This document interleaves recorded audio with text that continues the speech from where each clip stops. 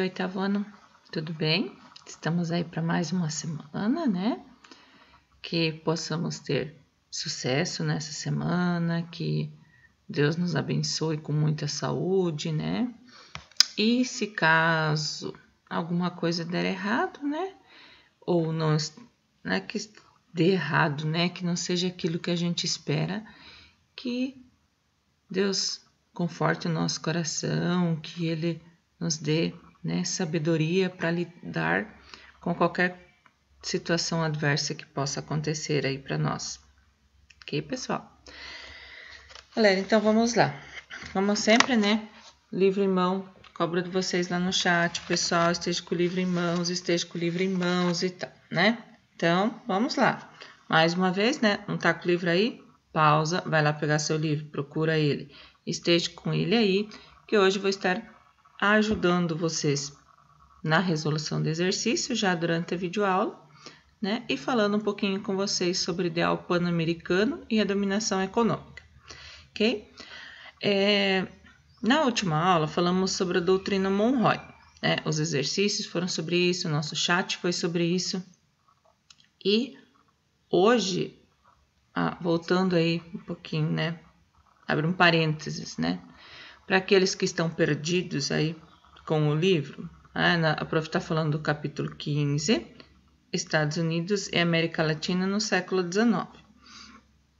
Começou lá no capítulo 108 e vai até a página 131. Então, com a aula de hoje, a gente encerra esse capítulo.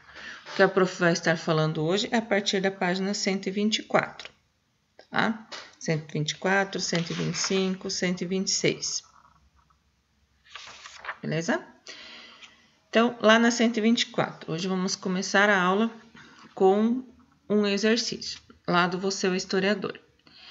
E aí, nesse Você é o Historiador, você tem um texto, né, que retrata a visão do James Monroe a respeito da relação entre a América e a Europa. E o texto, o prof vai ler para vocês agora. Nesse texto, a gente tem que encontrar o quê? Grifar nele as partes qual é a posição do James Monroe em relação à intervenção europeia. E ainda, né, como o James Monroe se refere à relação dos Estados Unidos com a Europa e que relação podemos estabelecer entre esse discurso e a doutrina Monroe. E o texto vai dizer assim: julgamos propícia esta ocasião para afirmar como um princípio que afeta os direitos e interesses dos Estados Unidos que os continentes americanos, preste atenção a partir disso, em virtude da condição livre e independente que adquiriram e conservam, não podem mais ser considerados no futuro como suscetíveis de colonização por nenhuma potência europeia. Ou ele já está começando a falar aí, né, da posição dele sobre a intervenção dos europeus. Tendo sido dito, no começo da última sessão, que a Espanha e Portugal faziam grandes esforços para melhorar a sorte do povo e que esta nobre tarefa parecia conduzida com extraordinária moderação, é mais ou menos supérfluo observar que o resultado foi muito diferente daquele de então que se esperava. Temos seguida sempre com curiosidade e interesse os acontecimentos que se verificam nessa parte do globo com a qual mantemos tantas relações e a qual devemos nossa origem. Aí ele vai falar de novo sobre os Estados Unidos. Os cidadãos dos Estados Unidos nutrem os mais cordiais sentimentos pela liberdade e ventura de seus irmãos do outro lado do Atlântico. Jamais nos intrometemos, né, ou interferimos nas guerras que as potências europeias empreenderam por questões particulares. Tal é a nossa política. Somente quando nos atacam ou vemos seriamente ameaçados os nossos direitos é que nos consideramos ofendidos ou nos preparamos para a defesa. Tá? Então, fica bem clara a ideia dele, ó, vocês europeus ficam lá, tá? Vocês não têm nada que vir para cá e se intrometer aqui. Se nós, né, pela nossa condição livre, nossa condição independente aqui e tal, né, nós não queremos ser nós não queremos a interferência, né, de nenhuma potência europeia. Não veio uma palavra exata aí para prof para isso, tá? Em relação como os Estados Unidos, né, como ele se refere aos Estados Unidos em relação com a Europa, né? Que os norte-americanos, eles nutrem então um sentimento cordial em relação à liberdade, tal, e ventura em relação aos europeus, né? Mas ele deixa bem claro também que americano nunca se intrometeu nas coisas dos europeus. Então, né, já deu a deixa. Se a gente não se intromete, para de intrometer. E depois, qual a relação que podemos estabelecer entre esse discurso e a doutrina Monroe? Que a Europa não deve se intrometer aqui, porque nós não nos intrometemos lá. Tá? Então, seria a ideia aí, né, da América para os americanos. Ok? Aí, na sequência do texto, isso é em relação a você, historiador. Na sequência do texto, vocês têm ideal pan-americano e dominação econômica. Tá? Então, qual é a posição dos Estados Unidos? Ele é contrário a qualquer interferência europeia na América. Mas isso não é uma ideia, como é que eu vou dizer, recente ou uma nova ideia, tá? Isso já fazia parte de uma ideia conhecida como pan-americanismo. Nesse pan-americanismo, o pan-americanismo, na verdade, é o quê? Ele defende a união e a identificação entre os diversos estados independentes da América. Então, como se fosse uma confederação aí, tá? E essa ideia, ela teve diferentes interpretações. Então, essa doutrina Monroe é uma delas. Mas nós já vimos lá no primeiro livro, no livro 1, no capítulo 10, a gente trabalhou sobre os líderes da independência.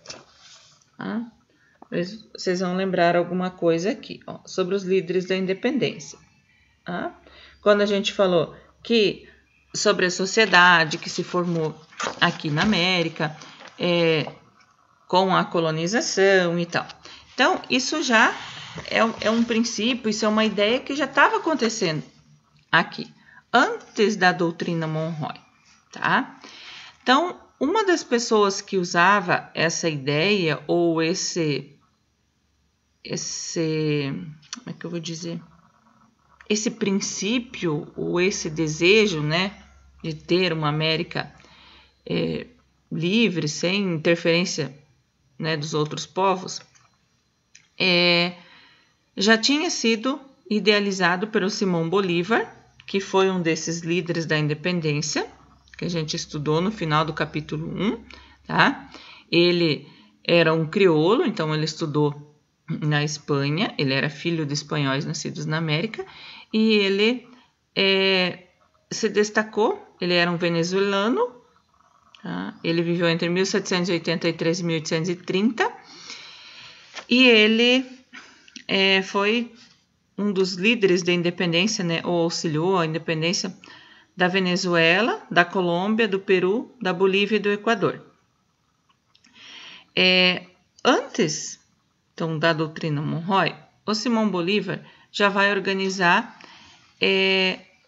o Congresso do Panamá. Tá? Esse Congresso do Panamá aconteceu em 1826, isso está no primeiro parágrafo da página 125 de vocês. E quando ele organiza esse Congresso do Panamá, ele propõe, então, que todos os líderes dos países latino-americanos se aproximassem e firmassem um acordo comum entre eles, tá? Então, essa ideia, esse Congresso do Panamá, de 1826, seria uma primeira ideia do pan-americanismo. Nesse congresso, eles fizeram o quê? Eles aprovaram um tratado, um acordo, uma liga e tal, de confederação entre todos os países latino-americanos, então. Óbvio, né? De colonização espanhola. Cada país deveria organizar, né, uma força militar com 60 mil homens para defesa comum.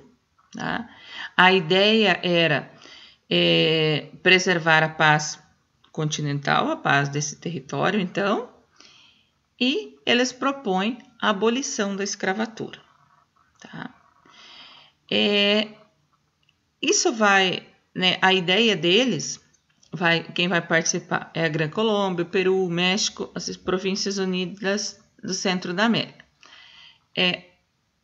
Alguns historiadores colocam que os Estados Unidos enviaram só observadores, outras fontes vão dizer que os ingleses também mandaram observadores e tal, né? Mas quem ficou de fora foram os Estados Unidos e o Brasil, tá? Os Estados Unidos, daí esse Congresso do Panamá, esse acordo que eles fizeram, não teve sucesso, né? E acabou fracassando e teve a resistência tanto dos Estados Unidos quanto do Brasil. Dos Estados Unidos, por quê? Os Estados Unidos, eles estavam tentando expandir o território dele nas Antilhas. E lá ele precisava da mão de obra escrava. Então, se espalhasse muito a ideia, né, da abolição da escravatura, isso ia atrapalhar o plano dos Estados Unidos. E em relação ao Brasil, né, a monarquia no Brasil, ela era sustentada por escravos, né, escravidão ali. 1826, então o Brasil já não é mais uma colônia, ele tem uma monarquia, ele é independente, mas se vive ainda com a mão de obra escrava. Então, essas ideias do Simão Bolívar não soaram muito bem, né, no restante da América aí. Por isso, né, no terceiro parágrafo, vai dizer lá, no entanto, o pan-americanismo enfrentou a oposição de alguns países, inclusive da Inglaterra, que tentava assegurar seus interesses comerciais na região e, por isso, não era a favor da integração dos países americanos. Depois, para os Estados Unidos, isso também é um problema, porque não é compatível com a doutrina Monroe, tá? Mesmo que fosse um pan-americanismo com uma ideia diferente, né? Juntar toda a América, poderia atrapalhar, né? Porque estava contradizendo a ideia de liberdade propagada por eles, tá? E aí a gente vê que os Estados Unidos, né, eles vão exercer a hegemonia deles e não vão estar respeitando, digamos, aquilo que era a ideia original de um pan-americanismo. Tá? Por quê? Porque ele tem uma dominação econômica sobre essa região. Aí, no exercício 8, vocês têm lá, explica o chamado pan-americanismo nas versões de Simão Bolívar e da doutrina Monroe, apontando as diferenças entre eles. Então, nós temos o quê? Os dois têm a ideia de união da América Latina, tá? Da integração da América Latina. Porém, a doutrina Monroe, quando ela diz América para os americanos, ela está contestando a proposta de recolonização da América, tá? Ou seja, ela é contra uma recolonização dos europeus aqui na América. E já o Simão Bolívar, ele quer o quê? Ele quer unir, ele quer integrar e ele quer fortalecer a região. O Monroe vai bater na tecla da recolonização, então temos que nos unir para evitar a recolonização. E o Simão Bolívar, né, ele tem um ideal para ele, seria essa unificação, essa integração, fortalecer a região que nós estamos vivendo, que eles estariam vivendo aqui na América.